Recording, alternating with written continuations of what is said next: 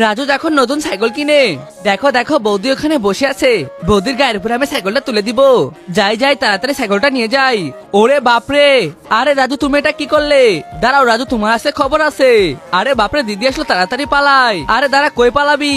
আরে দেখো ওখানে আমার আপু দাঁড়িয়ে আছে, আমার আপুর গায়ের উপরে গাড়িটা তুলে দিব। ওরে বাপরে, আরে এটা কি হলো? আরে রাজুর বাচ্চা দাঁড়া, তোর আজকে খবর আছে। আরে রাজু দাঁড়া, তোকে আজকে ধরতে হবে, দাঁড়া আমি আসি বাসায় থেকে। তাড়াতাড়ি হেলমেটটা পরে নি, গাড়ি নিয়ে যাবো রাজুকে ধরতে। তার আগে বর্তমানে তো বিশ্বকাপ খেলা চলছে, তুমি ব্রাজিলকে ভালোবাসো নাকি আর্জেন্টিনার কে?